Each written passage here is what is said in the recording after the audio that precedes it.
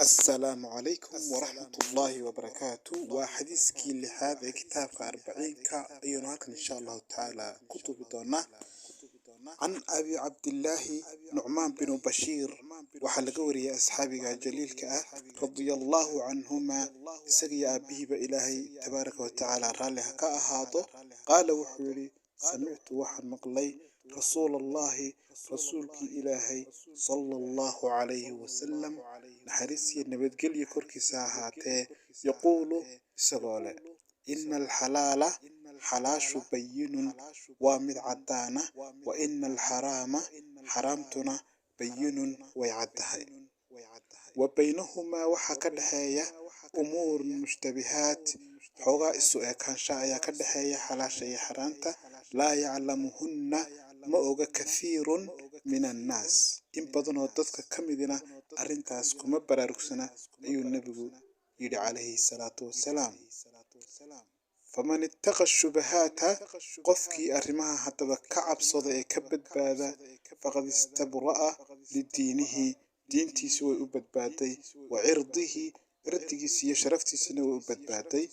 ومن وقع لكن قفكي كدع في الشبهات شبهات كدع وقع في الحرام حرام أي كدعيا كالراعي واسدي مثل راعيا حول دقتها أو حول راعيا أو كله يرعى حول الحمى ووليبا كراعيا ميل بيراه أيو كراعيا حوله يوشك وحا لوغا شكيسان yahay oo dhici karta an yartaa fii inay xoolahaas beerta u daataan ala hooyay wa inna likulli malikin hima boqor kasta waxa uu leeyahay beer ala wa inna hima allahi maharimuhu waxa dagaataan ilaahna subhanahu wa ta'ala inay jiraan beer uu leeyahay oo xaaraantinimeeyay la isugu dhawaado ala hooyay wa inna fil jasadi mudqatun jidhka waxa ku jira waslad yar ida salahat waslada ay haday hagaagto salaha al jasadu kulluhu jidhko dhan ayaa hagaagaya wayda fasadat hadii laakiin ay fasaado fasada al jasadu kulluhu jidhko dhan ayaa fasaadaya ala wa hiya al qalbi wa qalbiga ala wa hiya al qalbu wa qalbiga hadiiska waxa laga faa'iideysanayaa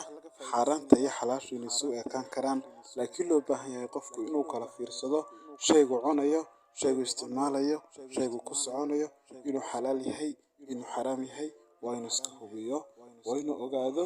inuu jiraan waxyaabo Ilaahay subhanahu wa ta'ala qofka uu ka xaaraantinimeeyay uu isaguna markaa naftiisa iska ilaaliyo hada wa billahi tawfiiq assalamu alaykum wa rahmatullahi wa barakatuh